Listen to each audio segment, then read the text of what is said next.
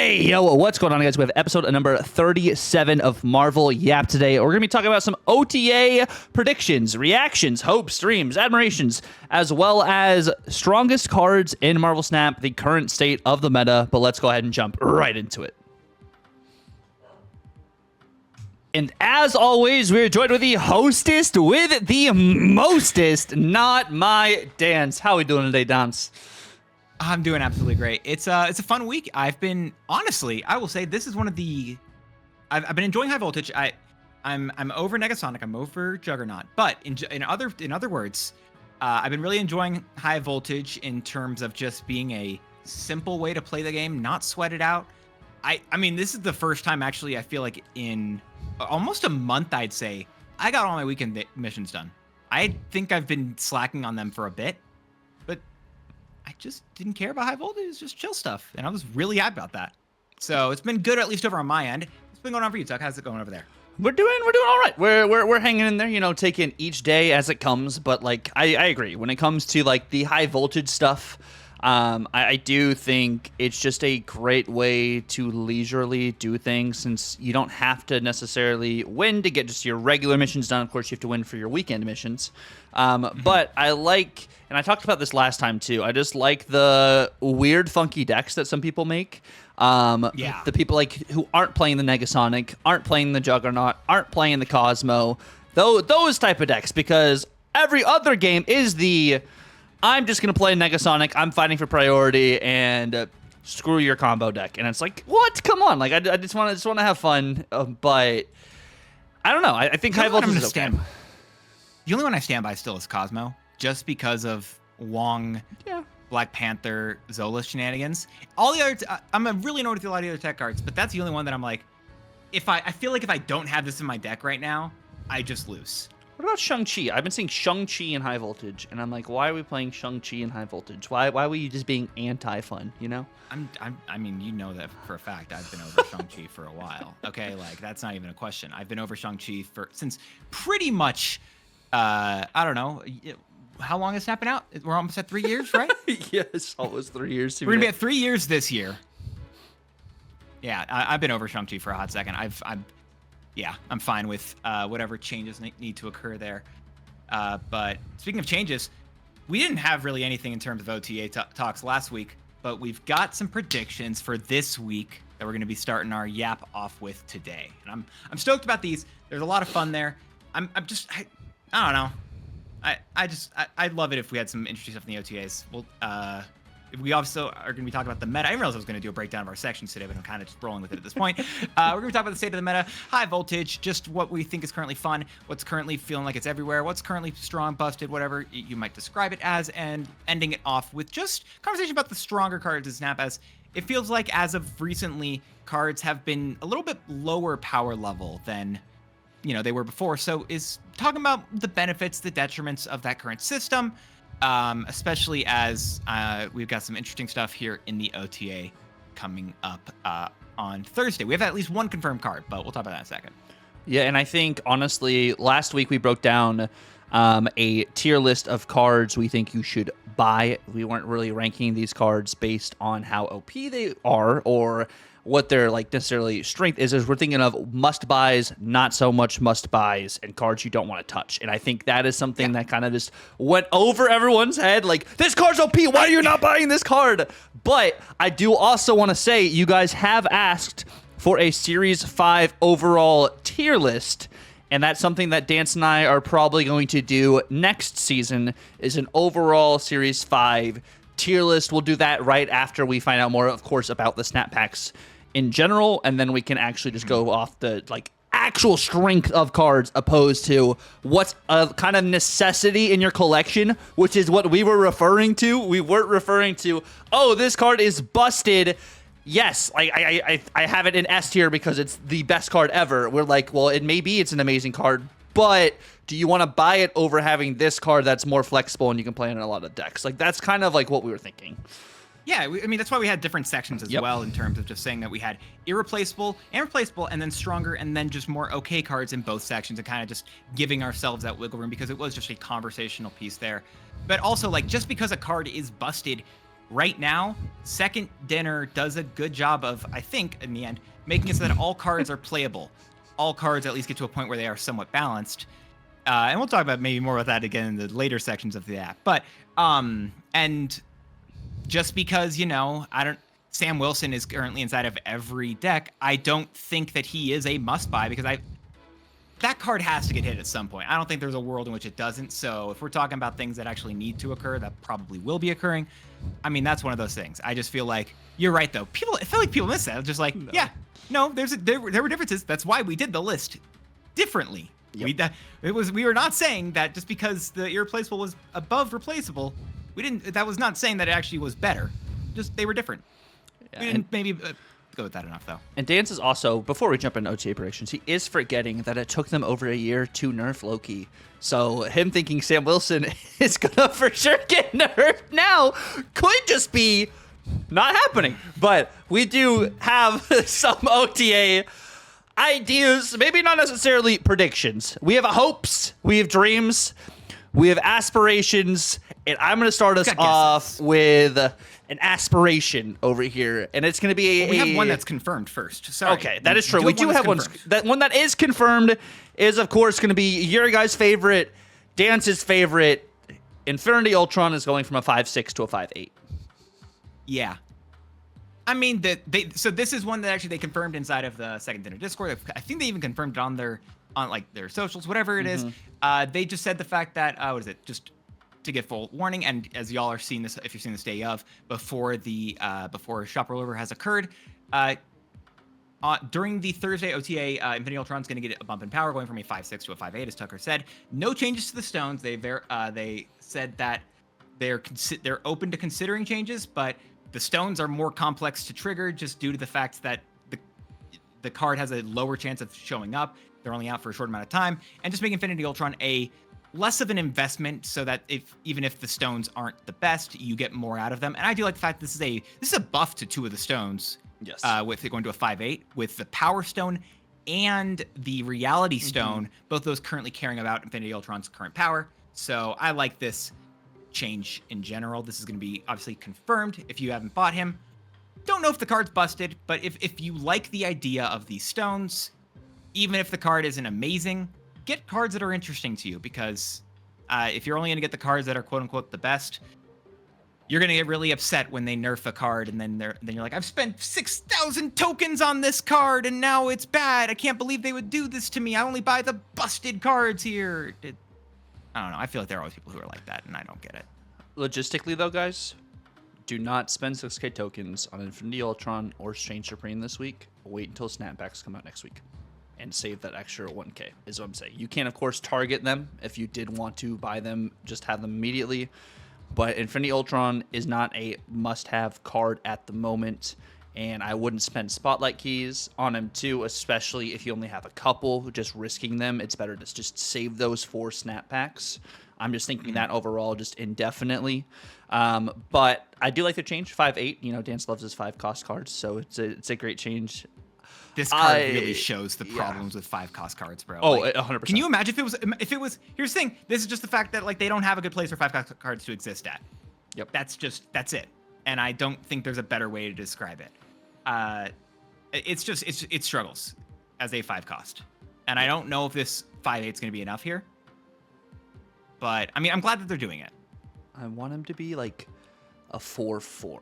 I know 4-5. I was about to say it. I was about to say that. I was about to say 4-4. People are like 5-4, 5-4. But I'm telling you guys right now, I think a 4-4 is enough. I think yes, it gets the Zabu stuff. I think that's why I'm thinking not 4-5 because of Zabu. Exactly why. Because of Zabu. But the 4-4, you still have Galacta to do stuff. You still have Gwenpool to do stuff. Like, you can still trigger this in such a way to get value at a 4-4. I think it makes it more balanced in that sense. I think 4-5, that one power really goes actually a long way when you look at what these stones can do. So I would do a 4-4, which is the same as like an absorbing mana, but of course absorbing mana is going to be like a different kind of situation there. But I still like... And I know, like, I make these buy or bust videos, like, every single week, and I just made one for Strange Supreme, and I have him as a buy. I still just really think waiting until after the OTA, and then with snap packs, and honestly, wait until people make content on snap packs and can really fine tune and break down the numbers logistically after it's actually been implemented into the game is the smartest thing to do when it comes into investing into these cards and card acquisition. Because I want you guys to be able to spend your resources the way you want to, of course, but spend them smart. Like at the same time, spend them in such a way that you're able to optimize your spending. So it's not as much as a FOMO or a feels bad, because saving that 1K, collector's tokens can actually benefit you longer in the long run, as well as not opening your spotlights with your spotlight keys, because that's another 3K you'll be saving on each key itself. But I'm glad they did a quick adjustment to Infinity Ultron. This isn't as much as a feels bad as like Hydra Bob was from a 1-4 to a 1-5, because that was way more impactful, I think, because that card itself is way more flexible and you're not wasting an entire turn to kind of do this stuff. It's just different from, of course, a 1 cost to a 5 cost to kind of make that comparison. But I am, like I said, just glad they did make this change. He should have released it a 5-8, and then us be able to make arguments about making him a 4 cost then. But good change. Honestly. And I'd also make a point just in the fact of if you're going to be spending resources, either wait till the next week, but especially right before OTAs occur, don't spend resources on getting individual cards, specific cards beforehand. Try to wait until after the OTAs, because if you're going to buy a card, there are people who always are like, I just invested my last dollar I just spent buying, I don't know, let's say Galacta, another good card currently. Just bought Galacta, and now you're nerfing it. Really, this is what's happening here. Like, I just put all my resources. Please just wait a second. All right, the OTAs are public info. They share all this stuff. Just wait till the OTAs come out. Then you do. I don't know why we're talking about this right now. I don't know why you're talking about Galacta either. Like, I think Galacta's probably the worst example you could have done, but yes, because Galacta I still would buy so we're not talking about her. And I don't want to have her in our details. No. But I think she's pretty good. I'm saying like the Galactic nerf wasn't that bad of a nerf. That's but people will still whine about it. People also said that the scream was dead after the previous nerf. Here we are. So the Airstream was dead after the previous nerf. I think Airstream's fine now. Yeah. Ish. I still wish it was dead, but it's probably fine. Like if you bought Surtur after but I'm not discrediting what Dance is saying. I'm just saying for the sake of the argument. I was like, there's a couple just different people you could have actually chosen instead. All right, Tucker. So when I cut you off before we talk about Infinity Ultron, you're about to say some really cool ones. I just want to make sure we started with the publicly available information here. Yes. As we started yapping. Okay, so hear me out, guys. So like this stuff I'm about to say here is going to be crazy, and it's going to be like extremely insane. But like I have 2 card changes. One of them we have talked about multiple times.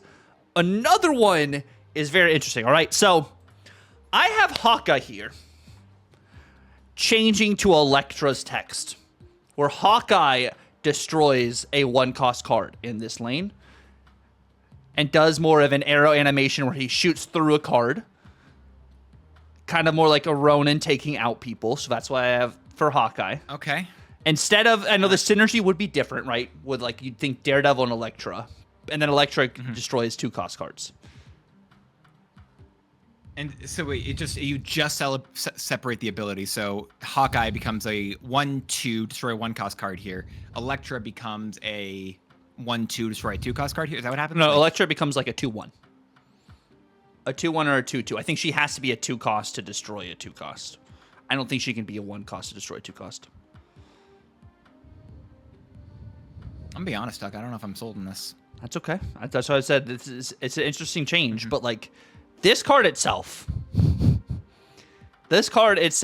then this card, everyone else could be like, well, just make Hawkeye +4. Dance and I've talked about that on the app many times. Make the Hawkeye +4. But like, I want Hawkeye to be different than just the basic arrow. I want him to actually be just different. And I want Elektra to just be cool. I mean, she's got crazy good variants that for a card that's just never played. You get her from your Shanna, and that's like the most of what you get with Elektra. But like, I think this card destroying 2-cost would be cool, and I like having a different 1-cost to destroy 1-cost cards, or a singular 1-cost card. That's just honestly, when you talk about Elektra getting changed, I I'm gonna be honest. I'm against you on the Hawkeye thing. But if you're gonna talk about Elektra, what if Elektra just worked like old Lady Deathstrike? Destroy an enemy card with less strength, with less power than this. Well, Old Lady Deathstrike could destroy an entire lane that had less power. Yeah, but like Elektra does just one. as one card. That'd with be cool. less power than this. I'd be cool. You buff Elektra to just take out a card. I'm down. I am down for Elektra to get a new destroy function. Buff here too. Yeah. I also, but again with the Hawkeye thing as well. Yeah. I don't know if I really want that. Like I know it is just like better than basic arrow, and I think the +4 is fine enough for that. Because I mean the basic Kate is trying to replicate Hawkeye in the like she's looking up to him, so it makes sense that the basic arrow works like Hawkeye. The Ronin Hawkeye. Yeah, but then honestly, I feel like I think that's more likely to be another card that we see at some point. Honestly, I think make a Ronin Hawkeye variant that destroys one cost cards, and then Elektra gets the other. I mean, I'm down for a Ronin. I think a Ronin card at some point would occur. I also think that at some point, I said it before. Actually, I don't know if I've said it. Probably have. I've said it before that I think the most likely just like alt version of card that would ever occur, I'd bet would be. I bet Iron Spider is one of the next ones I'm ready for. Even though we have the Fantastic Four as like first steps variants potentially or versions data mined currently. I feel like Iron Spider, there's no card art of that. There is no variant of that. Iron Spider, I think, is the most likely potential like next option for one. That's sorry again. We're doing side tangents here up the wazoo, but like, right? No, Iron Spider would be really sick, and then like you get a legit like Red Goblin. Like you can go into a bunch of just like we've had 2 Red Goblin variants. We've had 2 Red Goblin variants. So that one I'm like, if they do that, like, what have you done so far? Like, well, they had a symbiote Spider-Man variant on regular Spider-Man. They also have a Scarlet Spider variant for Spider-Man. So you've got, yeah. Anyway, I'm down for more variants of those same things.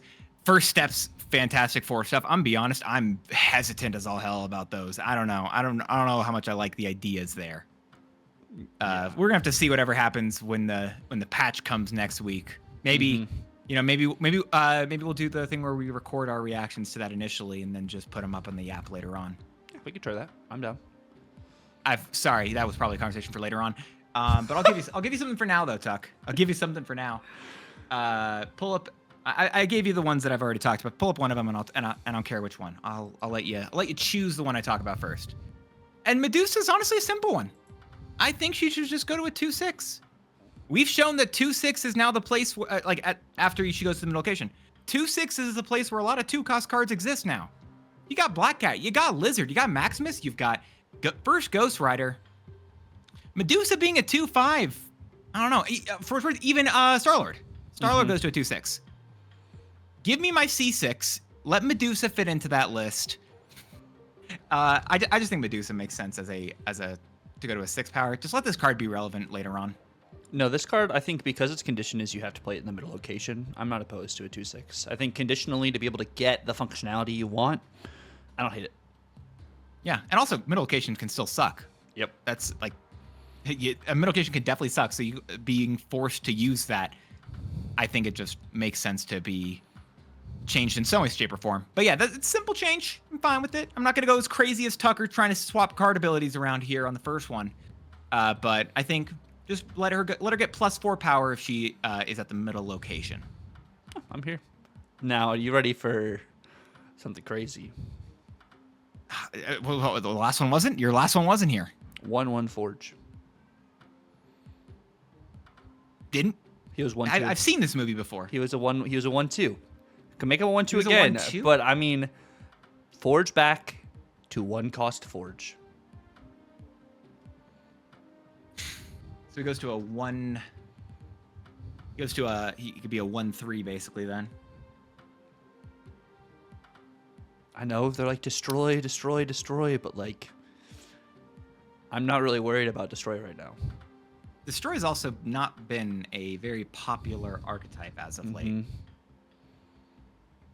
Oh, why am I reasoning myself into this? Oh, you know, I don't. Listen, I don't know if I could stand with you on the sidelines cheering for this. Mm-hmm. But if this happened, you won't hear me complaining. Okay. Like I don't think I can support you, but I'm not going against you here. I'm neutral on that change. I'll give you that one. I think Forge at a 1 cost I think is viable now with all these other cards that are just buffing like in all these other means. I'm like getting fair, Forge yeah. go back to 1. Mm-hmm. No, it was a 1/1. Oh, it was plus okay. 2. Yeah, and honestly, I think the meta's changed enough that that's probably fine. Mm-hmm. Actually, now that I think about it, like that might just be fine. Let's do it. If you're listening, Second Dinner, an OT has not been fully published yet. 1/1. We're open. We are open. I'm also thinking that I'm cooking with this idea, Tuck. Okay. And I think. Wait, I have to make sure I pull the correct note on here to make sure I don't say this incorrectly. Joaquin ain't good, Tuck.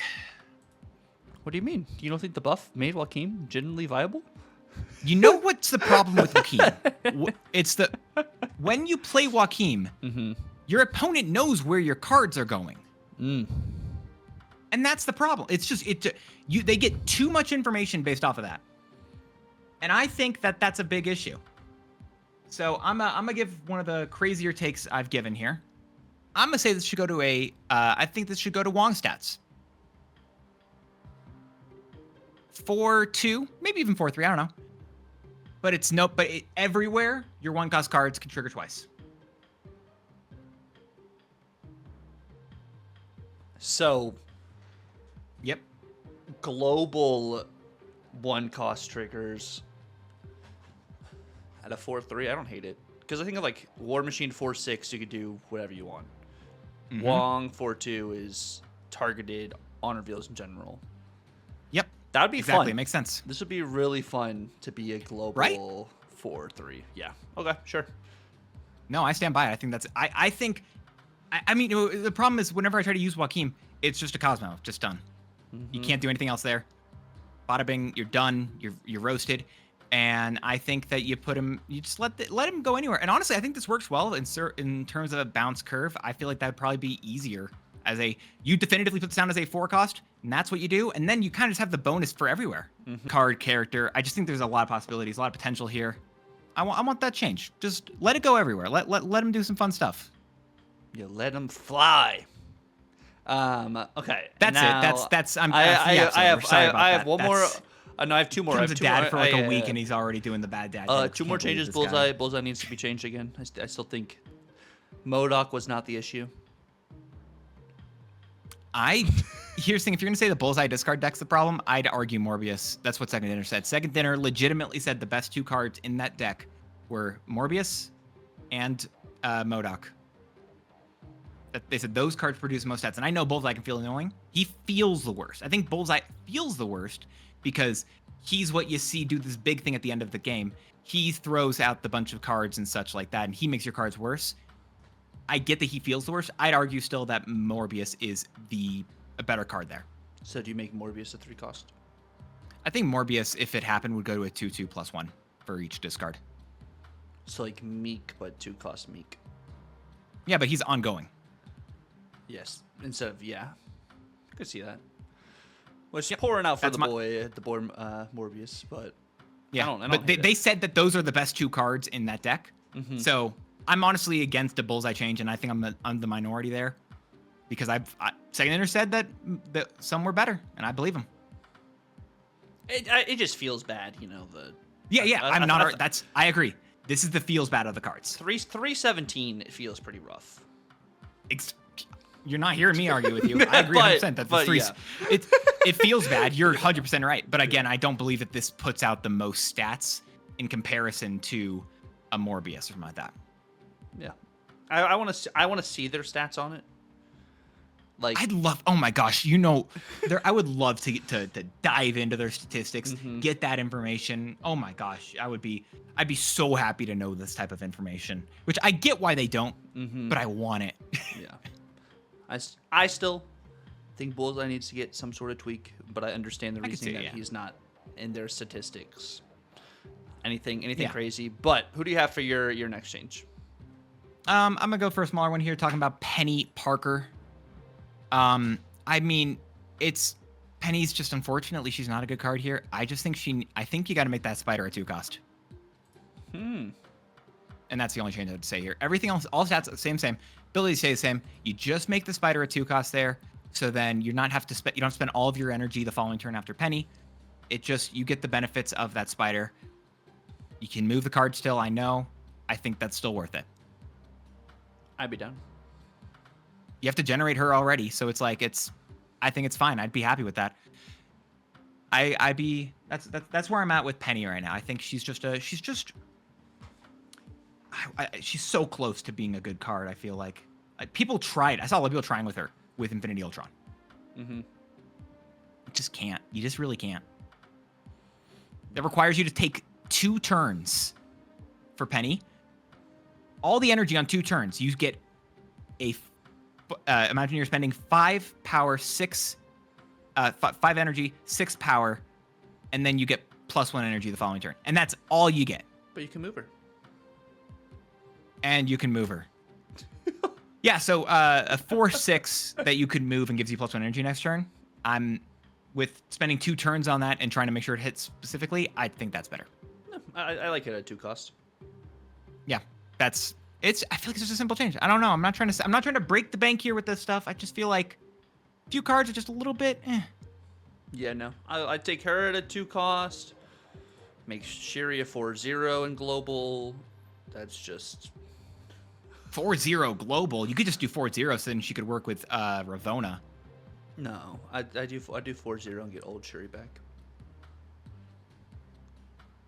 Oh no! Oh no! Or even a 4 no. negative, or even like Mr. Negative. Maybe she's a 4 -1.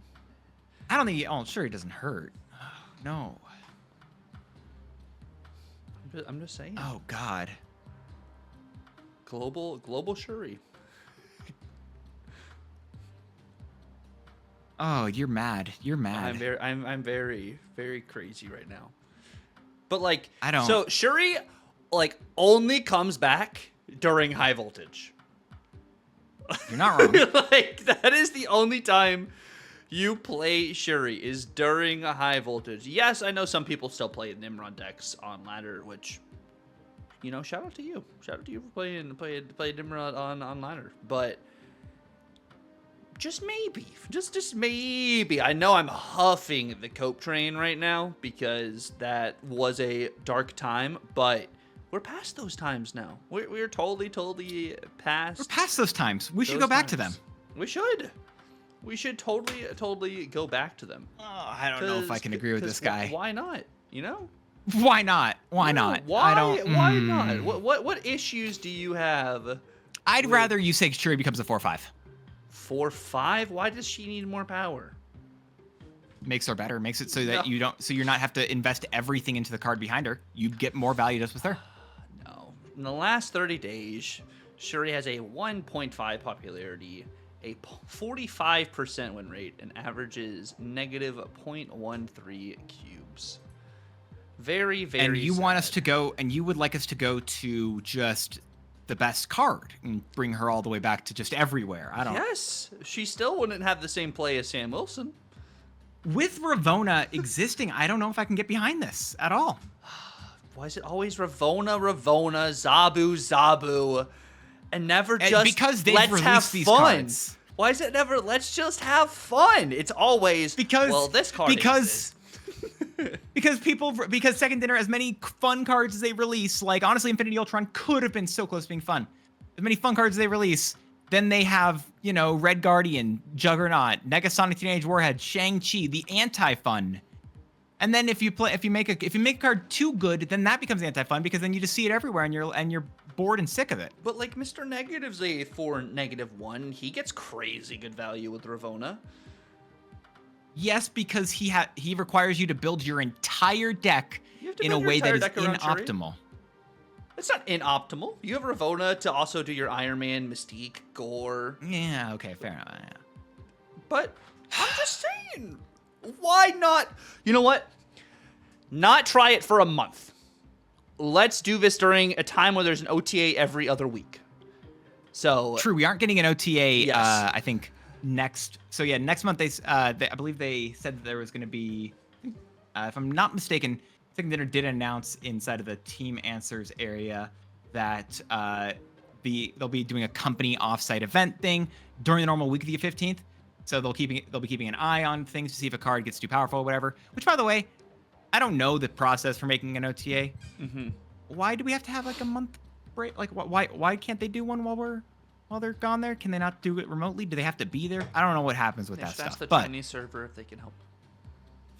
They're too busy making fishing mini games and adding replays. Doing all the cool stuff that we don't get over here globally. We got snap packs in a week. Goodness I don't gracious. know. Yeah. Anyway, I can't agree with you on Shuri. I'm sorry. It's okay. When it happens, it happens. When it happens, it happens. But I will say, as a final change, I will just say, I think I've said this a while ago. I want Hulkling to no longer have the game start trigger. I want Hulkling to go for the when this enters your hand trigger. And that's technically a trigger that no card has yet. Different than Copycat, though, so that if you get this card via Nick Fury, if you get this card via, I don't know, some other generator, it still does its trigger. It's not just a dead 6/12. You don't got an extra Hulk there. Because I want this card to be fun. I want this card to be cool. And I keep seeing people try it once in a while, and it never stays because the card isn't great. This card's fun. It's not bad. Like I never said the card wasn't fun. It's not bad. You don't think the card's bad? No, I don't. I think this card has In the last 30 stolen a lot days of in games. Infinite, it has a 37.3% win rate, Tucker. Okay, what are people playing in? Are they playing in booster farming decks? Top decks with it are, let's see, you've got your, that's, was it Card Generation with Iron Patriot, Eliath, Blink stuff? Nope. Clog? Nope. Agamotto. Oh, your people trying your Black Knight Hulkling list? Nope. Card Generate? Nope. Clog? Nope. Erisham got positive win rate. Okay. Why are people playing him in Clog in Card Generation? Why? I'm not those people. I don't know. But as of now, he's not a good card. Unless someone makes the card great, unless someone makes the card amazing in a way that I haven't seen before, I think this card needs to get a buff, and I think it has to be in the way that its ability triggers. I mean, I don't hate it. Even just an on reveal, I would prefer, honestly. Like, On reveal, random number generator, a random 6-drop. Oh my gosh. I don't even know if that's better. Probably worse at this point, but at least it doesn't suck when you get it randomly. Let me have a card that literally is Tarnax and just kind of just see what happens when he hits the board. Probably needs to get a stat buff then if that happens. Anyway, I just think this card needs to get. It probably should just be when this enters your hand. I'll just go back to that. I don't hate it when it enters your hand. I don't think this card's as bad as people think is. They're just not playing him in like a style deck that could support him. Erisham technically could support him because you just don't have to play him at all because you have Erisham. I've seen people try him inside of some Isan Black Knight Agamotto lists. He worked with me for Isan Black Knight. Maybe. Maybe he really did. I ain't gonna crap talk your deck that you made, Tuck. So I'm just gonna move on. and I put that together. It wasn't just a single person, but like. Well, I'm not crap talking Roram either. Not everyone can play the deck the same way the deck creators, you know. So you're saying you're better. You're just better than everyone else. No, actually, you know what? I'd agree with that. That's a fair point. All right, you got me there. No, you got me there. You're just that good. Some people stay. No, I'm not even being sarcastic. I think you're actually just cooler. Some people just stay in games longer than they should, and they should make stats. That's all I'm saying. We have all had cope stays before, but you know what card should not stay the same way it is? This is one that we actually said we're united on. We're gonna say this together, bro. This has to be the week, right, where Sam gets hit. Surely. Again, you mean Sam gets hit again, right? Because the 1-cost shield was the really big issue because of the Cole Obsidian interaction. That's what made this card horrible. They called that a bug fix. They didn't even call that a nerf. They said that was a bug fix. That was the way they described. I don't get why that. I don't get why that existed.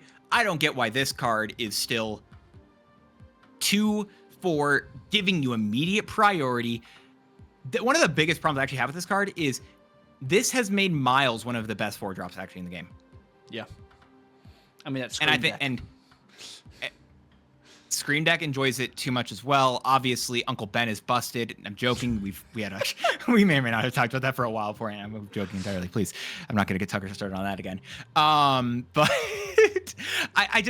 dude, Sam's he's too good. I don't get why he's still allowed to just exist at this amazing stat. Just 2-2 minimum. I don't get it.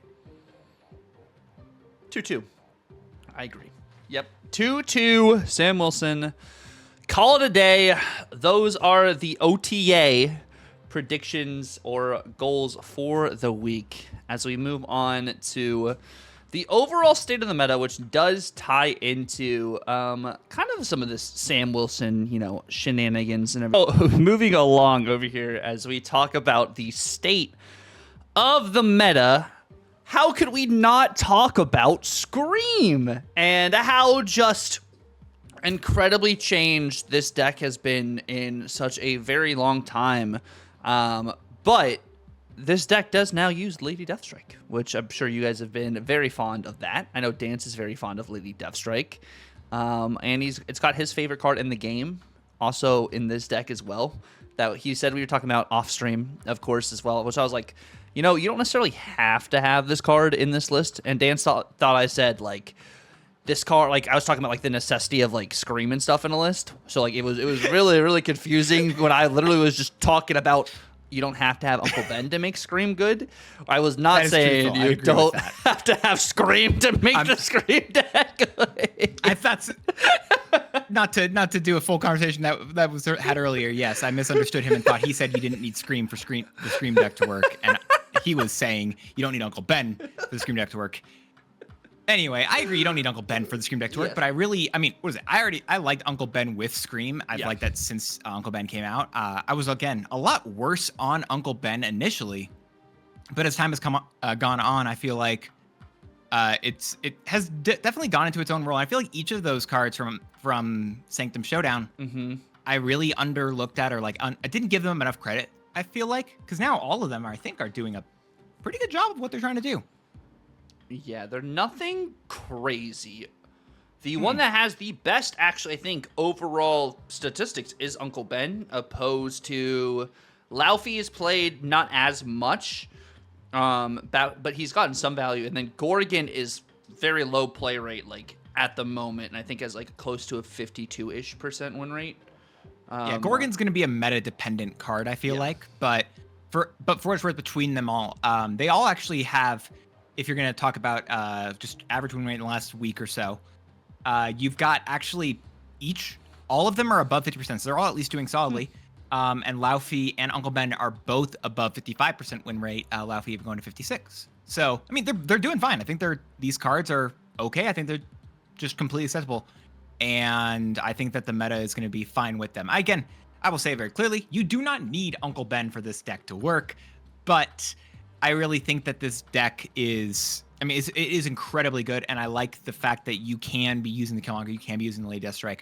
And this is, when Uncle Ben first came out, this is a deck that I tried to explore, I tried to mess with. I think in the end, I had a different style of list, and I am glad that this is a list that has really picked up steam and been enjoyable. But this is the number one performing or most used deck right now in the meta.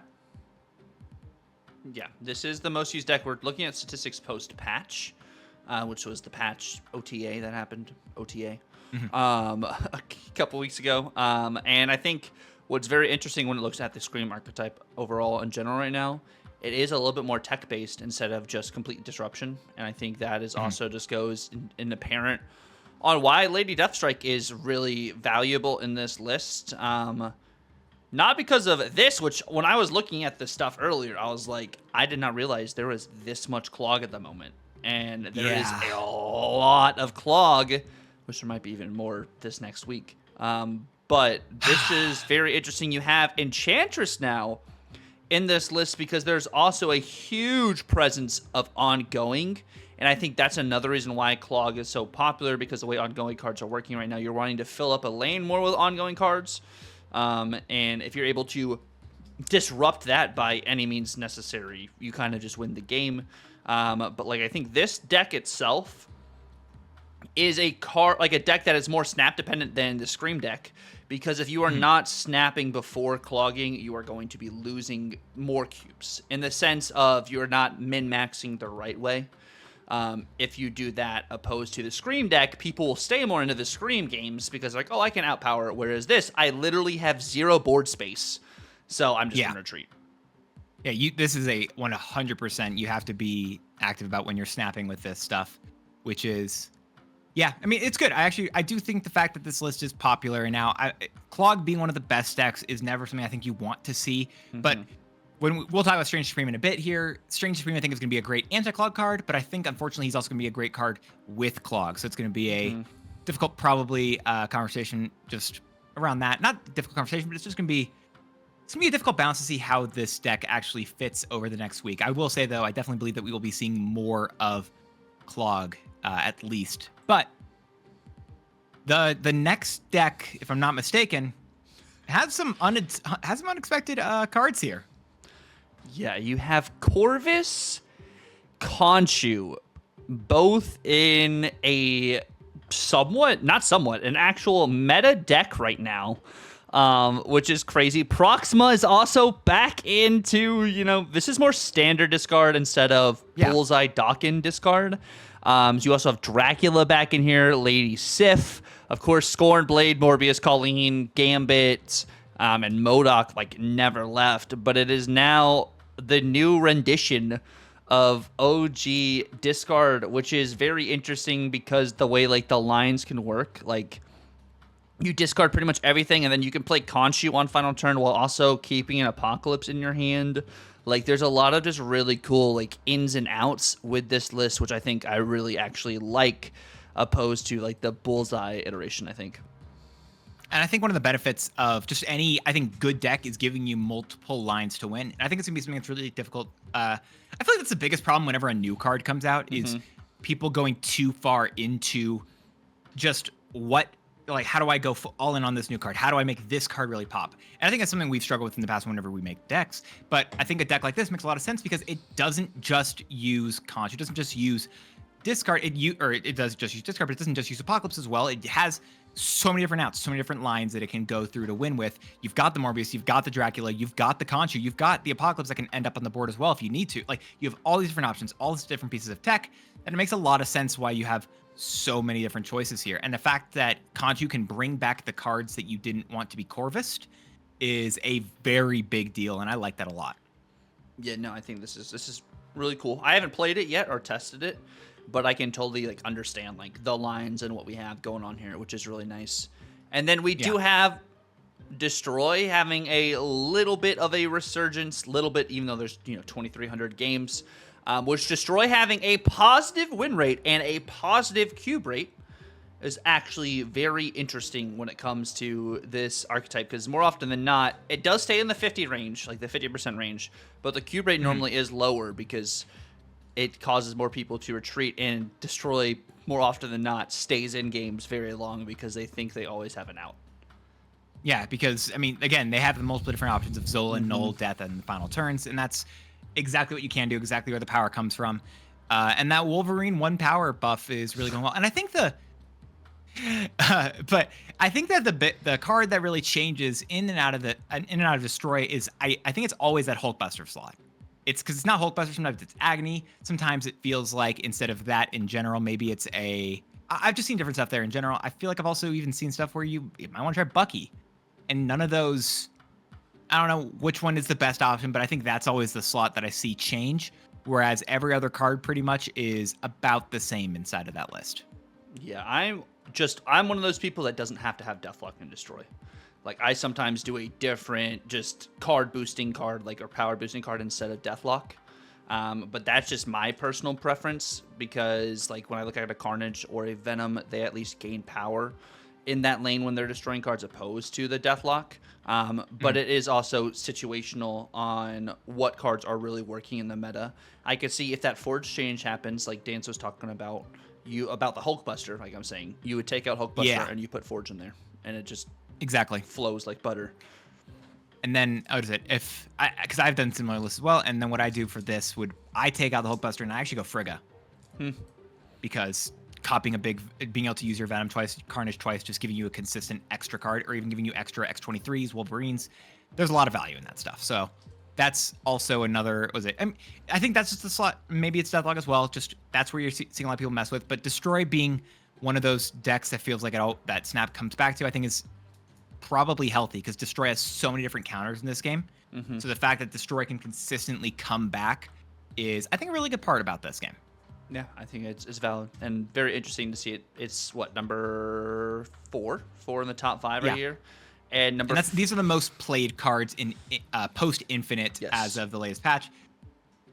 And then you got this one, which I'd argue is probably going to be the worst out of all the decks we look at today. Yeah, I feel like Doom 2099 isn't as big of an issue as he was previously. I think also playing Captain Carter in this list is kind of interesting. But I think Super Scroll. I'd argue the Captain Carter. Sorry, you finish your thing on that. I was gonna say, I think Super Scroll's probably, of any of the cards in this list, one of the less necessary and most pocket meta dependent cards in this list. It is the tech card that this deck really runs, it feels like. But what I was gonna say is just that Captain Carter, I feel like that's just the card that goes with the missions, just for the weekend missions, and that's why you see it. That's my argument, actually. Instead of like an Iron Lad. Yeah, because I feel like an Iron Lad would probably be better here, especially with the Zabu. Iron Lad would just, I feel like, make a lot more sense here, other than, I don't even know what else you would do. Iron Lad just makes so much sense. Yeah, Iron Lad makes a lot of sense here. But yeah, I mean, again. Or Moonstone. I am glad that this deck works. Moonstone could be fun. I feel like I think you can't do the Doom package with Moonstone. I think you want speed and like Mr. Fantastic with that stuff. Freaking speed. Okay. Do you not like speed? I do not dislike speed, but he is not one of the like more focal, like ongoing low end cards I would go for. All right, that's fair. He is in spotlight. I'm not gonna. There you go. One of the last spotlights coming up. Potentially last one, unless you're gonna go for that. Be one of those people who has like the 2 days of. Are you doing that, by the way? Are you gonna do that stuff with? I'm doing it. Of course. I mean, you get most more of the spotlight cards than I do. For the most part. I did get spotlight Infinity Ultron though. That was. There you go. No, I'll be going. I'm gonna make a point to leave my Snap open, so I don't have anything happen. No, it doesn't try to force any updates, and then I will grab the new. I'll grab that new stuff. Grab the new patch or whatever. The new, what is it? It's gonna be Hydro Stomper next week, plus those specific variants, which I think are pretty mid, but whatever. Yep. And then I will update my thing to get the Snap packs, and we'll see what happens. Goodness gracious, he wants that Madam Web. If you guys have seen that Madam Web, the Urania is a lot better, and the Hydro Stomper, but this is the actually no, these next I feel like are the ones that if I think about the meta, I actually feel like I've seen more of these recently, and that's just my own personal preference, pocket meta, whatever you want to call it. Just Thanos ongoing package, just the fact that the Thanos package can do so much on its own, and then you've got all these ongoing cards that also have the synergy with it. It does a lot here, especially with the Wiccan. You get good value in this list, and that's just all you can really say there. Yeah, these cards all work. This is where you get the speed value actually in here, and Wiccan. It's just Wiccan things being able to play out extra like ongoing cards for extra spectrum value, get your Mockingbird down, and then you get a huge potential just like final turn. Kind of not even just swing. You just have power literally everywhere, which is just really solid with this list. And then of course we do have Bullseye, which this deck's been in the meta for a while, which is very interesting to note. This version of discard right now, opposed to the other version of discard, has a lower win rate. And I think part of that actually has to be more of the Scream package, with Lady Deathstrike now being a direct counter to Bullseye, taking out one of your focal win cons in this list, or even like a Morbius out early. You have a Killmonger to hit your Meek. Like, there's a lot of just like stuff you can actually just counter this list with, which is why people are playing that Scream list instead. And this also is kind of fallen down to 7 now in this. Yeah. So very interesting. I still, maybe after looking at the stats more and kind of understanding it better, it's probably, not necessarily a bullseye issue. It is definitely more of like the Morbius with the +2. And its downside is you have to discard cards because it's ongoing instead of it having to be on the board, kind of like the Meek. But I don't. And here's the fun part. I'm going to argue the weirder thing based off this. Maybe the Bullseye deck is fine because the Scream deck is so good. Maybe, but the problem is if the Scream deck gets hit in the OTA and then they have to not do any for a whole month, are we going to get a month of this then? Is that what's happened? I don't know. Well, if we don't hit Lady Deathstrike, maybe. I don't think Lady Deathstrike gets hit. She's not an think issue. So. Like, so I would not hit Lady Deathstrike. Exactly, yeah. No. Like she is good. But I don't think she's an issue. No. Yeah. But this is, honestly, if this deck gets hit, I wouldn't be surprised. If this deck doesn't get hit, I don't know if I'd be surprised, but I don't know if I'd like that. Again, just because of like, it's a month of nothing. And then if this becomes just becomes everywhere, I don't know if I want to play Marvel Dakin for a month. Gosh, Marvel Dakin, no thank you. But what about Marvel Sauron? No one has told us how to say that name correctly, and I'm so annoyed with that still. Even during the own month where like Dakin came out as the season pass card, I'm pretty sure they said it differently multiple times, and no one they knew how to do it. If y'all know how to say Dakin, whatever his name actually is correctly, please let me know. I've actually been wondering this for so long, and I don't know the answer. Sorry, we can talk about Sauron now. Good old Sauron, which is good. Is good. This is. Listen, I don't like it when something's too meta. I don't like when the meta decks are like really good. This is, I think, out of all the meta decks we've really seen so far, this is the one that I'm like really, I think I'm most happy with. And it sounds weird because I know that this is a good deck and it feels very powerful. This is the one that I'm like, this is where I like the balance of Snap to be at, I feel like currently. And I know it's at a 57% win rate. It's got a lot of games. But also, I really like the way that this deck feels. Even if I'm playing against it, I don't ever feel like I'm playing. I feel like I'm playing a fair game the whole time.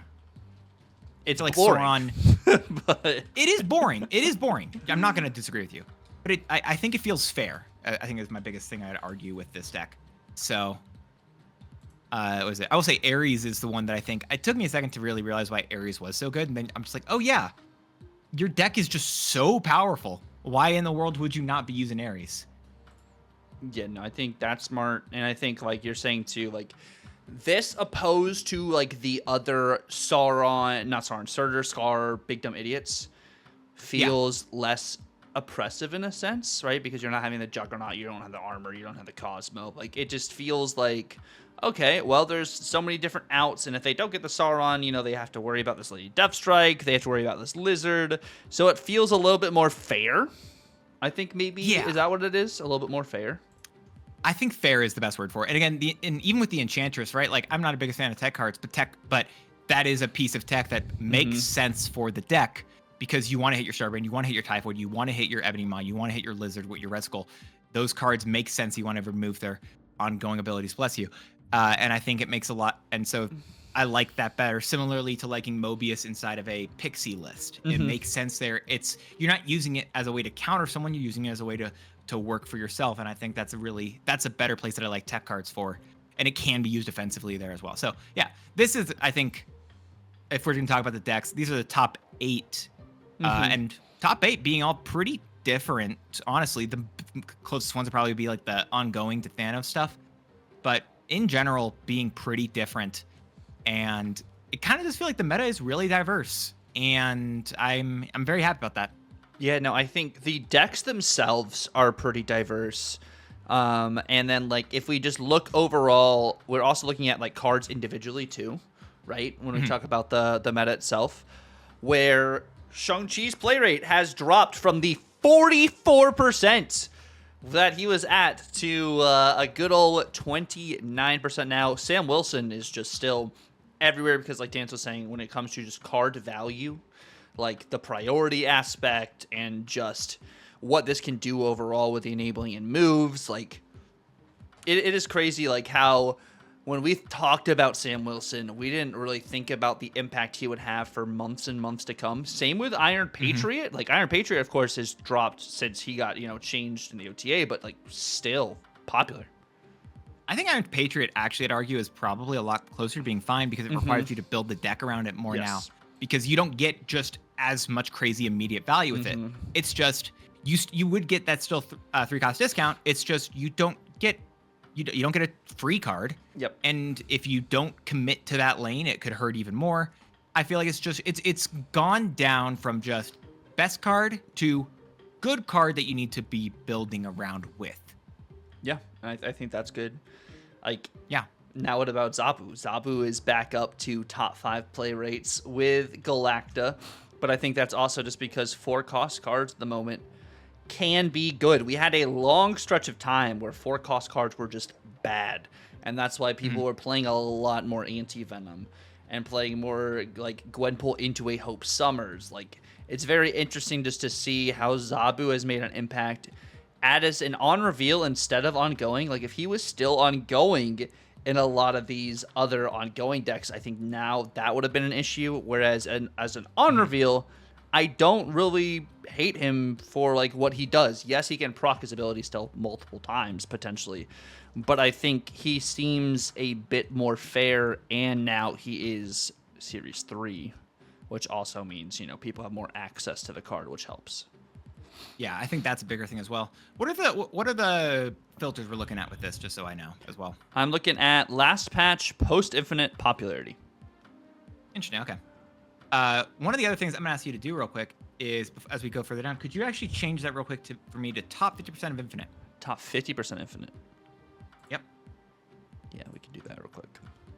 Because I want to point something out here, and it's a deck that we didn't talk about in the best decks, we didn't talk about anywhere else, but if you look at this, okay, unless I did something different. Last patch, top 50% all series popularity. Okay, I'm doing something different then. I was going by tier. If I went by tier and win rate, either one of those two, it tells you about a different deck, different story that we hadn't discussed yet, and that story is Ajax, one of the cards that we did say inside of the last stuff. If ignoring those weird ones, talks about Ajax. That Ajax list, and actually, if you scroll down a little bit more here to the actual cards that matter, the top 6 cards outside of those weird 2, these are all in the Ajax current deck: Man-Thing, Miles, Scorpion, High Evolutionary, and Abomination.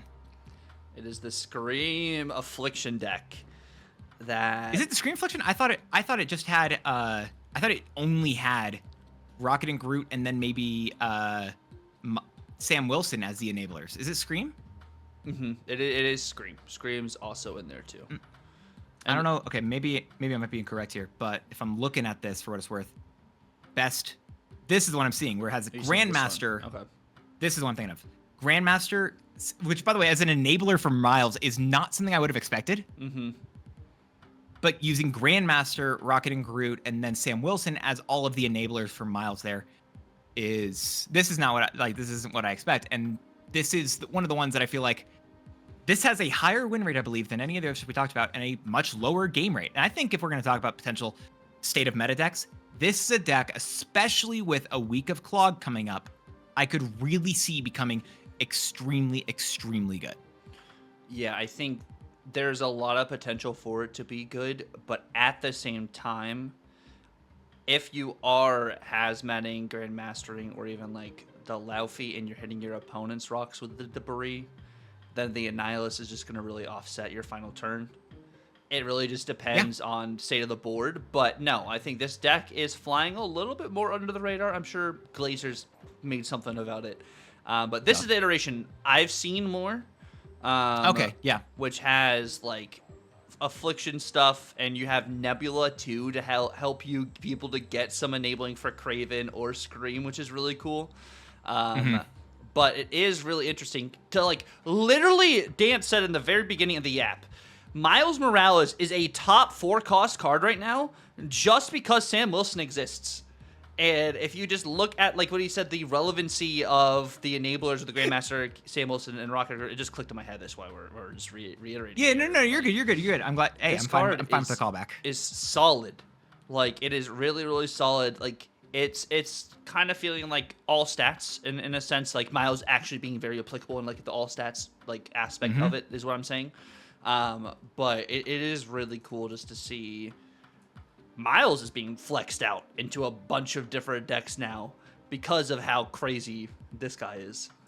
And legitimately, other than Sam Wilson, you have enough of an enabler. For one, also, the fact that Scream's everywhere probably also helps with your Miles. Yes. Legit. Actually, that's, I think, another thing. But and the fact that Sam is everywhere and Scream are everywhere, I think are two really big factors about why Miles could actually be in so many different decks. And I think this is...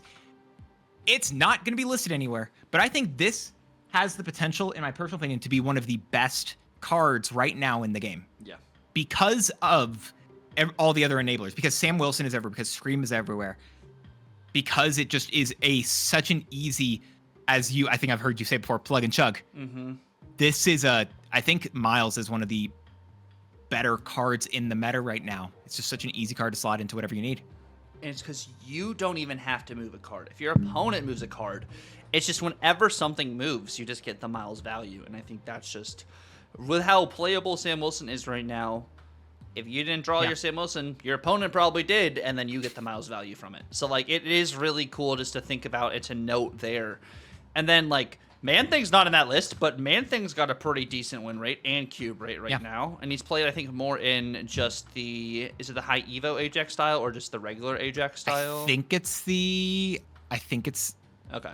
You say high Evo, which I'll point out. High Evo Ajax is just... Abomination. High Evo and Abomination. That's it. Just to have a free Abomination on the final turn. That's the whole thing. But yeah, I think Sam Wilson is just... it gives you such a good enabler. And if you look at the top... Infinite. So we were talking about top 50. If you go to top 10%, the further and further you get into Infinite, Sam Wilson has a 44.5% popularity. Your own win rate right now. But it's insane. I think that Sam Wilson is just, I don't know.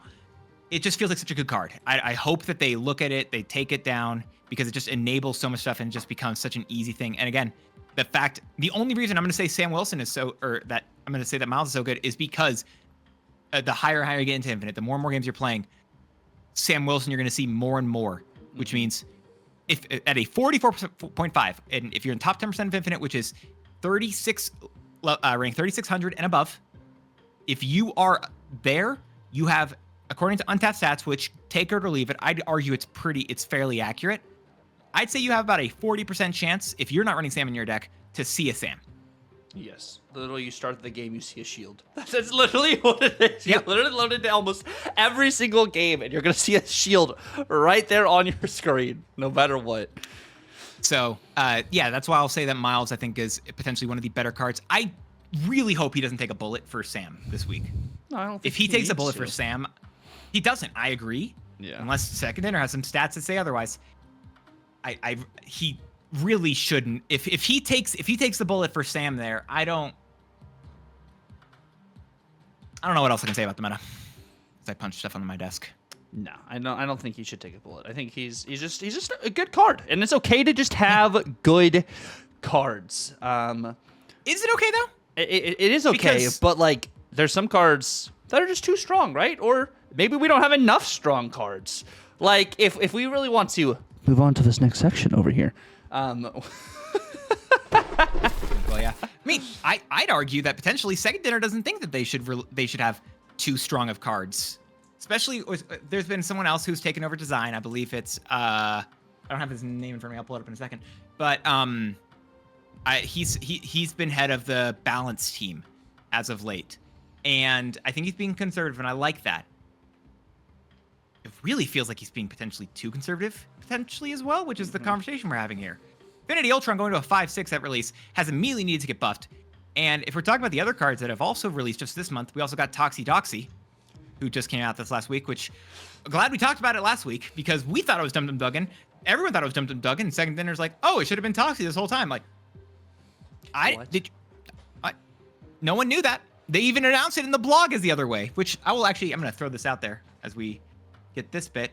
Tuck, we've had Toxodoxy in here, and before I even say my opinion on stuff, we had our thing at the beginning of the month where we rank all the cards, and I'm not going to give you spoilers on where stuff is, but if you had to rank her between, what card would you say she is better than and or worse than, at least in your eyes, for yourself here?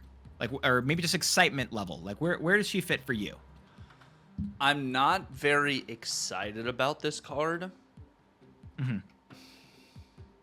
But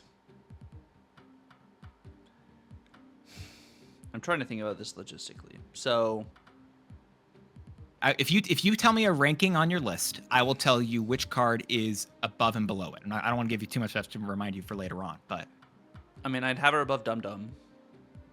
Well, you had Dum Dum at the bottom of your list, so that's not a far stretch. I'd have her above Dum Dum. The one above that is Hydra Stomper. She's not above Hydra Stomper.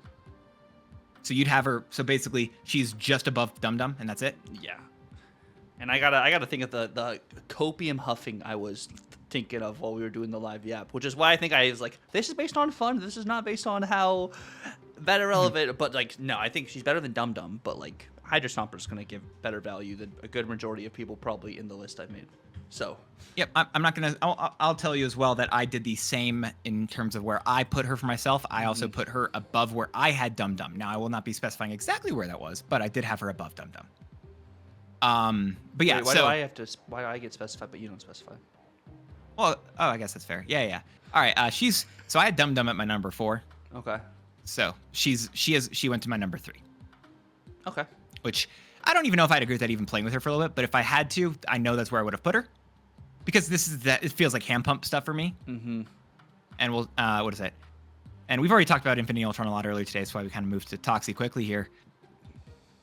Tucker, I actually counted how many games I've played, because Untapped has a whole thing now, right, where they actually can tell you how many games, even on your phone, you've played. And I tracked how many games I played with Toxodoxy because I use that stuff. And if I pull this up here, I played 53 games with Toxodoxy. Okay. Because I actually got her day 2, and I did hand pump stuff. That's where I existed, because I felt like that's where this card feels like it's meant for that. Across my various builds, I got 33 losses and 20 wins. And that's with her being played? That's just in the decks that she was in. General. I don't have the stats of her just being played because I don't know how to find those on Untapped, and I don't have those. So I've been trying with Toxodoxy, and this is part of the conversation why we have talking about all the stronger cards that we have in general. I feel like a lot of these cards are pretty weak that they've released even recently. This is one of the most major feels bad not played on curve cards in the entire game. That's what I think a lot of these... I'm also going to say that whenever we talk about Strange Supreme has play on curve or bust written on his head. In my personal opinion. Like, if you don't play him on curve, I think he's going to get a lot worse. Maybe waiting a turn or two, but like not much. So... do you want to talk about Strange Supreme before we talk about the rest of the cards? Yeah, let's do this. Because I'm fine with the way this is going. So, like, how big are you wanting your Strange Supreme to be at the end of the game? Well, in order to say that, I think our listeners and watchers would have to know exactly what he does. As a 2/2 card, 2-cost 2-power card, his ability is that he gains +2 power from merging. End of turn, he also has this ability as well, where he says, end of turn, merge one of your created cards into this. Now, Tucker, just before you say anything else here, and before we go further, just so we have full understanding, he has, when he says merge one of your created cards, that is the same trigger that you would think about for Mockingbird. The exact same trigger. Both Strange Supreme and Mockingbird like cards the same way. So if your opponent does a debris, you get 2. If you do a debris, you get it's 2 of cards that you can Strange Supreme. You got your what's it called? If you play a Mysterio, that's all 3 cards that Strange Supreme can steal. If you play Squirrel Girl, you get 2 cards. Any card, any location that also adds cards, any card that did not start in your deck that is on your side of the board, that is a card Strange Supreme can merge with. So, as a full breakdown, now we've said that bit. What was your question again? Because I've already forgotten it. So, spend that second. how big are you trying to get your Strange Supreme to get value? I think 9 is fine. So, he is a 2-cost card that needs to get to 9 power to be viable. In my, if I think so, honestly, considering this is a card that ramps. I feel like this is a ramping card, and assuming you have a created card on the board, each turn, let's imagine those cards are 0 power cards. I'm getting +2 power each turn. But you're saying, in order to actually get value from Strange Supreme, if he does not hit 9 power, he's not good. I don't know if I'd call him good if he didn't hit 9 power. That's where I'm at. Do you disagree? Please, I love it. I totally disagree.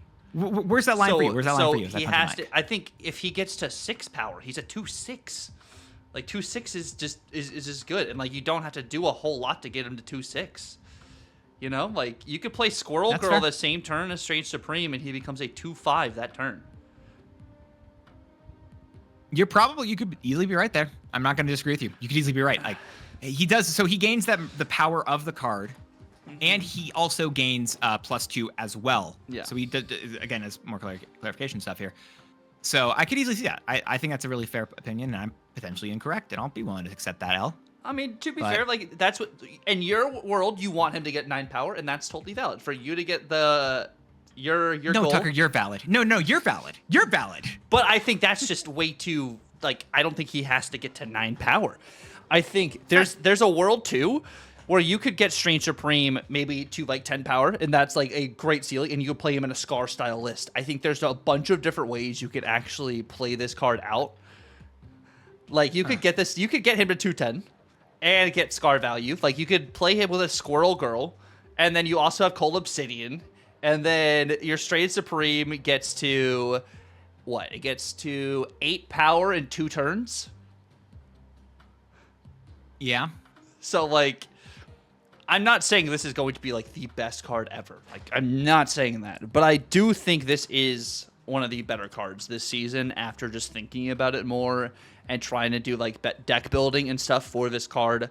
But there's also like iterations of this card where like you're playing your Kate Bishop and you don't want your Pim arrow to get absorbed, or you get your basic arrow absorbed before the on reveal happens, and you kind of just are really SOL, you know, sorry, out of luck in that situation. But I think getting this card to a 2/6 is good, and I think that's pretty easy to do. I think it's interesting to see what all you can mess around with here. I was thinking potentially some hand pump stuff, like you could do even like a Mr. Sinister. You get the Sinister clone merges into Strange Supreme, and I think what makes this card like genuinely better than some of these other merge cards is that he keeps the power of the card he merges with, and it's each time, which I think is really solid.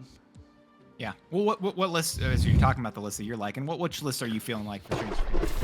Because assuming people who are watching / listening to this haven't watched your buyer bust for some reason. For some reason, I do not know, as my mouse finally appears. So here's what we got. Here's list number 1. List number 1 is we have a clog list, which Dance was talking about clog as just being, you know, around this week, and I think it's going to be around this week too. And you guys might be like, why in the world do you have Cold Obsidian in a clog list? Are you out of your mind? But if you look at this, reason with me, okay? You have Hood, 1 cost. Titania, 1 cost. Kate Bishop, 2 arrows, 1 cost. That's 4 cards. Debris adds 2 different rocks to your side of the board. That is 6 different 1-cost cards that can work with Cold Obsidian. And then you have other ideas with Lady Deathstrike as an alternate for your Sentry, or to be able to take out a Hood. And we were talking about Lady Deathstrike earlier as well.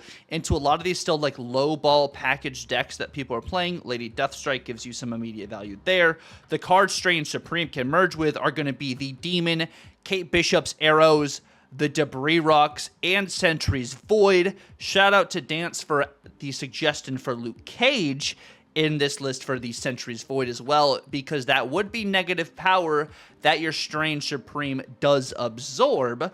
But if you have Luke Cage in the mix, you just get +2 instead of the Void applying the -5 or -7 transactionally to the Strange Supreme. because he gets the +2 whenever he merges with the Void, so it's a -7 opposed to a -9. But with Luke Cage, it would negate the -7 that's added to Strange Actually, Supreme. negate the -9 for what it's or worth. negate the so negative still 9. get +2. Yes, you would still get the +2 is what I'm saying. Yeah, no, but I like this stuff. This is I think one of the places where I really feel like I like Strange Supreme, and I think this is one place where we're probably gonna see the most amount of stuff with. And I don't know if you're about to say it and I cut you off, so again, I apologize. I yap a bit. Shadow King is, I think, another really good shout for this list because, yes, it can hurt for yourself, but also that's gonna be one of the best cards. I think we're gonna be probably seeing a lot of with Strange Supreme, and so I think that's gonna be a really good shout there, and another card that we'll be seeing just comboed together. So, I mean, yeah, I like this place, and I think this is going to be one of the more common styles of lists as we see. And I'm just going to say, typically, we give, we're going to talk about we're trying to get really close to what the meta is going to try to be for the card. And I think you're very close for what the meta is going to be for the card, I think. Yeah, I think Clog's going to be back, guys. And it really also, it depends on the OTA, because, day 1 Strange Supreme is going to be different than Thursday Strange Supreme, it totally could be, flipped on its head. But Dance also's got a pretty interesting list. He's kind of cooked together. I'm willing to accept the fact that I've lost this bet between us in terms of seeing how close we can get to hitting the correct OTA floor. But this is, I know we're gonna talk about, obviously, you've got all these generated cards and such like that. I realize a lot of these cards are just simply have no ability, and I'm gonna guess it probably doesn't work, but I'm gonna cope a little bit and hope that the Patriot buff works on these cards that Strange People will be merging into. So then you can go with that Bast Agent Venom list, and I really like Bast/Agent Venom with Mysterio and Strange Supreme, because that means if you're let's imagine you just merge with those Mysterios, every single one of them are 3 power. And then Strange Supreme also gets additional 2, so that's +5 on Strange Supreme each turn that you merge with those Mysterios. So you've got that, you got your Wasp, you've got Hood and Demon as another one. You got Nico, which can turn a card into a Demon. You got Nico, which can copy a card, potentially making another option for Strange Supreme to merge with, or another Strange Supreme if you really want to try doing that. Destroying cards that you really don't like the Hood or honestly Squirrel Girl, just to get more you've got so much different tech here. And I think the biggest cope I'm probably running into with this list is the top end with White Tiger and Doctor Doom. I'm willing to fully say there. But I think that White Tiger, if you merge that 8 cost or a 10 powered card, technically the 10 powered Tiger, into the Strange Supreme, that's again even more power into the card, and the Doombots work as well. There's probably also a world where maybe you even want Ultron as just you get a bunch of Patriot buffs across the board. Maybe you want to be running Mystique with an Iron Man, something like that. I don't have the correct answers on all that bit, but I think there's a lot of different lines you can do here, and I think Patriot and Strange Supreme as different outs inside of the same deck is a fun idea. And it also will work as a counter for everyone else using all of the rocks onto your side of the board. Yeah, no, I really hope the ongoing works for Strange Supreme as well. When I think of when Venom eats a card at a location that gives a card a buff, Venom absorbs the card with the buff.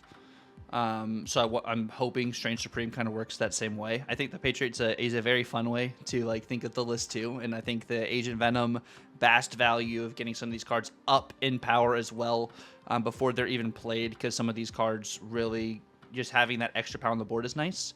I think board space, even with Strange Supreme, might be a little bit of an issue here. But he'll at least alleviate 1 slot per turn for you to allow you to be able to play some other stuff out. But I'm interested to see how something like this works. I think the token kind of cards is what's going to be the main kind of home. When we're talking about Debris, Squirrel Girl, Mysterios, even the Doombots, because if he absorbs a Doombot, +7 power on a Strange Supreme. A Tiger is +10 power on a Strange Supreme. So He's got a bunch of really cool, just different options there.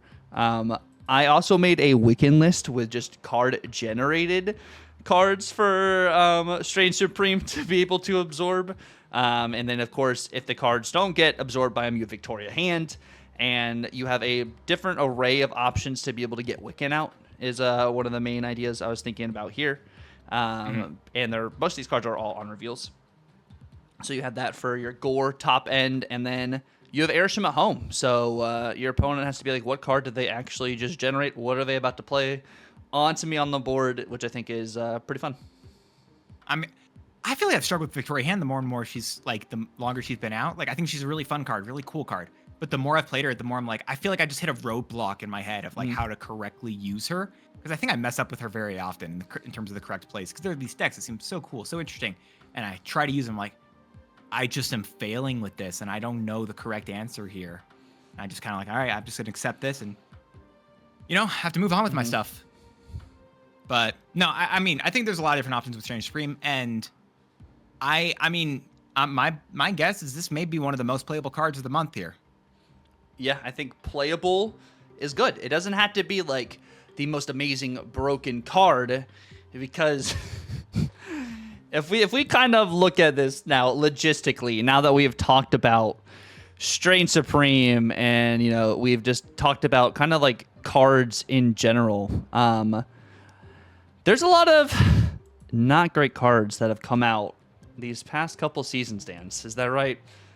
Yeah, so let's argue, we're going to talk all the way back to Sam Wilson's season, right? And Sam Wilson is the standout. Sam Wilson is a really good card. Obviously, he's doing great.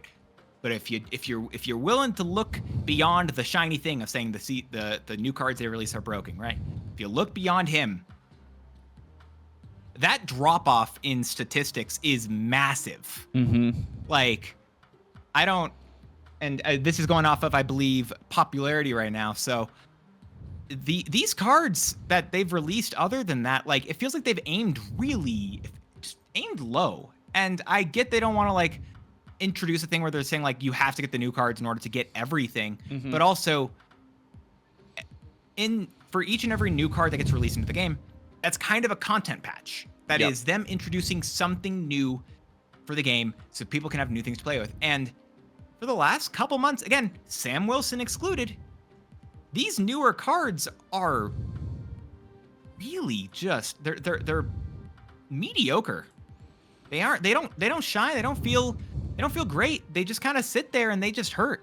Do me a favor, swap over to just, I don't know, win rate instead of popularity for me as well. Because yeah, I mean, you'll see this. Even, what is it? You got your best 3 cards. Your best 4 cards here are all the, what is it? Uncle Ben, Laufey, Diamondback, Starbrand, and Sam Wilson. Okay, and this drop-off gets steep. And I stand by that. And this the play rate, too, is also, like, affecting the win rates, too. Like, some of these cards have higher win rates because they're not played as much. So, like, comparing them to, like, Sam Wilson, that's in a larger variety of decks as well, means how much more playable I feel like the card is, or flexible per se as well. Yeah. I don't... Tyler, do you feel like they should be releasing do you feel like they should be releasing cards closer to, honestly, maybe Sam Wilson's level, where it just is a good card that should be getting a lot of decks? Or do you think that they're doing better with these lower powered things? Because I'll tell you my first opinion before you say yours, is just, I'm actually completely fine with these cards being more mediocre on the specifics that the OTAs can carry that. Because I think if the cards are mediocre, they don't need to break the game, but if they're playable, if they are at least usable, I think that makes the game fine. I don't think we don't need to get Airsham level releases. We don't need to get Sam Wilson level releases each time. I just want these cards to be usable and okay. Kaori, I wanted more. I feel like I'm sad on Kaori. I feel like I was stoked on a lot of other cards here, and even Captain Carter, right? Like this brand new mechanic that they released. And I'm looking at this, I'm like, really? I don't know. What are you feeling about this stuff? Yeah, like, I think at the end of the day, I would like for us to have more cards that are flexible. I do also want to reason with the season pass costing real money opposed to in-game currency, not wanting cards to be like pay-to-win cards. But at the same time, cards that are in-game currency should also be more satisfying, more something you want more of. Like, I feel like a lot of these cards that have come out recently since like Iron Patriot season I think is actually the last time I was like, okay, you should get you should get this card. Granted, I've had some really like takes where I'm like, I love Fire Hair, you guys should get Fire Hair. But like I'm talking about like full like applicableness, like when it comes to like a Victoria Hand, or even like a Bullseye, like those style, the Moonstone, which Moonstone at the time wasn't, something you're like, oh, you need to get Moonstone, but now Moonstone is very applicable and very useful. Like those as a couple examples. You also had, who else was during that, the Iron Patriot During season? the Iron Patriot season, you had, if I'm not mistaken, you had Victoria Hand. You've had Moonstone, Bullseye, and Ares, I believe. And Ares, yeah, Ares is another one. It's like, well, it's a big Dominions card, but like, that's of those probably not as like one more as applicable. But like, you go to the Sam Wilson season, which is like what we're looking at right now. Thaddeus Ross, Joaquim Torres. You go Red Wing. Another just Yikers. And you go Diamondback. Okay, Diamondback, pretty solid. Has a really cool ability that just doubles up on what it does. But yeah, I feel like but again, there have been a couple cards that are playable. Yes. But we haven't had many cards that are like, I don't even know if I call them good. Other than Sam Wilson's season, like from Sam Wilson's season, again, discluding him, I feel like a lot of these cards I can't really say are good. Maybe Goliath is the only other one I'd say was a good card that got released. Goliath, I would say, is good. And then also, they had to change Sauron to make Starbrand good. They had to make that change. Yeah, so it feels like so many of these cards are like, they're so, like, they're trying. And I like it that they don't want busted stuff. I really do. I love the fact they don't want busted stuff. But I also don't want the game to feel boring. And I think that's why a lot of people have been clamoring for the OTAs, and like myself, been clamoring for the OTAs to do more. I want the OTAs to do something interesting, the OTAs to do something cool, so that I'm okay with these cards being more mediocre, because even if they are more mediocre, then everything else that we're getting inside of the game, the content that we're still receiving are with the OTAs, and those can feel interesting. Yes, I would like bigger OTAs that buff more cards so that we can have more decks to play.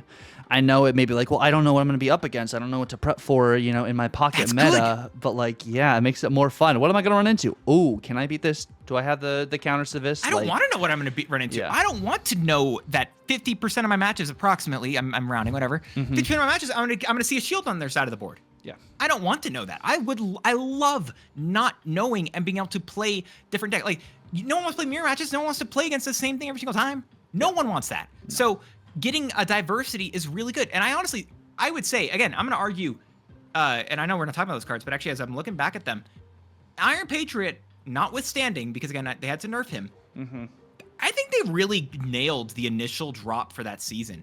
Victoria Hand, Moonstone, Bullseye, and Ares. And then I don't remember the season pass, the event card. Probably that one probably was still mid. Don't remember what it was though. But other than those, like, it wasn't last year, was it? I think last year was the season before. I think he was the season prior. I don't remember. Maybe they didn't do one, and then they did the Sanctum Showdown for the next season. Yeah, they didn't do one. Or was it? Did they not do one in his month or the month before? They didn't do one of the months. So last year would probably be it. Because remember, they didn't do what is it?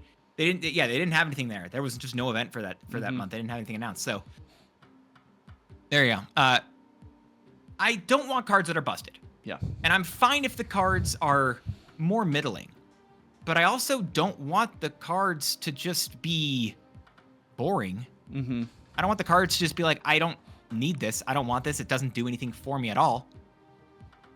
I mean, I'm someone who doesn't like the leaks typically, but dude, Red Wing's old. I don't know. Like, imagine if Red Wing was that old ability that we had seen data mined, where it was a 1/1 that returned a card here to your hand and gave it +2 power.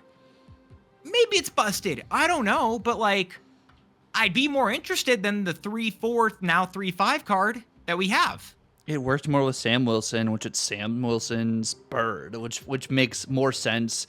And then worked with Falcon too. And then it worked with Falcon, and then like, Then they made Eson, which pulls a generated card from your hand, and then they also made Time Stone, which pulls a card from your hand to this location with Infinity Ultron. They're trying so hard to do the pull from hands like ability on a variety of different cards, and it's just overall not really hitting. I mean, yes, Eson can get you some value, like it can, but like it's just that consistency there, unless you're playing the most optimized iteration of your deck and having like the perfect curve all the time, it just isn't as applicable. And maybe we are complaining that, oh, well, they're making no abilities. They could have, done this, right? But like.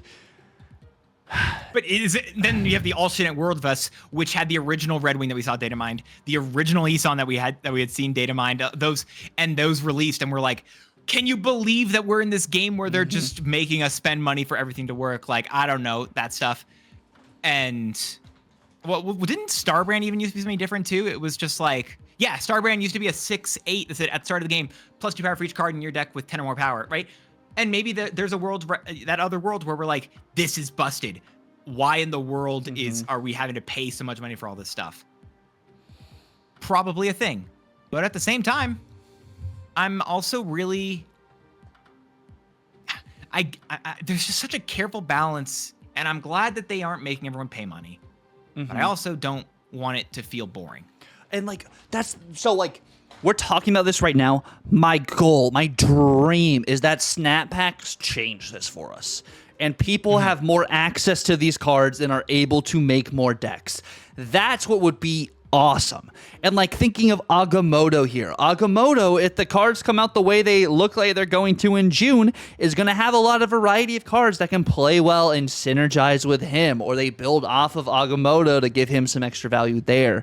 But I'm just really hoping, like, it all comes down in every single Yap, it always comes down to the card acquisition in this game. And if people had more access to these cards, maybe, surely, they'd be able to make even more decks, and we'd see just a large variety of stuff going on as well. So, like, we're talking about this all right now in the past, right? So if you're watching this in the future, Snap Packs are already out, and they're the best thing ever. Or maybe they're not. But, like, I'm just really hoping, like, that aspect of Snap really does just showcase that there's so many different ways to actually play this card that people just didn't have access to be able to build the decks they wanted to play. They watched all their streamers, they watched all these yappers complain about these cards, complain. But now, since the card acquisition's better, and we have the best OTA we've had of the entire year, hopefully this Thursday, since we're not getting an OTA in a month, that this kind of just reshapes and changes everything. Hopefully not every other game is going to be Scream. It was Bullseye for a minute, and now it's back to Scream because Lady Deathstrike is going crazy, which, don't nerf Lady Deathstrike. I'm just saying that because Bullseye needed to die down. Thank you, Lady Deathstrike. But it's just very interesting to note all of these cards since 2024 had a lot of pretty good cards. I would say up until the Symbiote Spider-Man season, maybe wasn't all that great. But like post that, you had the Young Avengers, which was nice. You had. I'd argue that was the like I know that the start of the downfall. Yeah, I think that was the start of it because everything else was like maybe it was Symbiote Spider-Man 2 but I think that was before it, if I'm not mistaken. Yes, the Young Avengers season I feel like felt like one of the weaker ones. Yeah, because I mean that was the time where we had Speed, we had what is it? Marvel Boy. We had Wiccan. Hulkling first come out. Wiccan, I mean, yeah, and no one really liked Wiccan. He had to get buffed right before release. Yep. I don't know. I don't know what the point of this section is if we're gonna like try to tie a nice little bow on it, but it's just like the strength of Marvel Snap's cards matters. Yep. And obviously the way that we acquire them does. And maybe Snapbacks fixes this. Maybe it makes the stronger cards feel better because they're more playable. OTA makes all cards strong. That's. But also, I'm worried if they do a bunch of buffs each and every OTA, then we're gonna get power creep sooner. So like these cards that I feel like are just even just on rate good, I honestly want those to go turn down a little bit so that you bring the top down, you bring the bottom up, and then it kind of that you get all the floors leveled here. I don't know, but honestly, I think there's a world. I just realized this. Captain Carter goes to 4/4 in the OTA. I just realized that's probably. Captain Carter. I don't want it, but I just realized that could be a thing. That could be a thing if they buff Infinity Ultron. But like, you know what I do know, you guys, is that God damn it. What you Got me. guys need to be doing right now is you guys need to be hitting that arrow that goes down in the description, which has all of Not My Dance's info in there to all of his socials, his Twitch, his YouTube, his Twitter, his his address. All of that is going to be down. Doesn't have that. No, it doesn't. Doesn't got all that. No, it doesn't. But no, all of his socials will be down in the info below. I need you guys to be following my man on all of his socials. Man makes absolutely fantastic content. It's absolutely amazing thumbnails. You've seen his thumbnails now all across Marvel Snap, which is freaking incredible. This man does incredible work. But please make sure you guys are following him on all of his platforms. He puts in so much time and effort. He makes some great YouTube content as well. Great quality streams, great quality yaps. I mean, like, look at this dude. Look at my partner over here. Just vibing all the time. But yeah, please make sure you guys are following him on all of his socials. As we do head out on this video, we want to say thank you guys so much. Oh, you can't get me to not plug your own channel. All right, you've been doing so much stuff. What is it? I mean, y'all know my man Tuck's been on that grind. What is it? Man's still at a kid. He's still putting out Buyer Bus. He's still putting out these yaps. He even put out a Marvel Rivals video, y'all. He's putting out the content. He's putting in the grind work. He's on that. He's on. Oh God, wait, hold up. I can do a boomer thing or like a zoomer thing. He's on that Sigma grind set, okay? And he's awesome at it, okay? We're technically both zoomers. Own it. Or maybe is that something that Gen Alpha said? I don't know, whatever.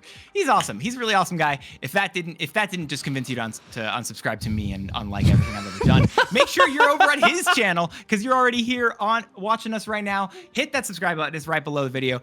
Drop a comment. Share his videos. Share his awesome content he puts so much time and effort into with others, so more people can appreciate everything else that he does. Go over to his Twitter. Go over to his TikTok.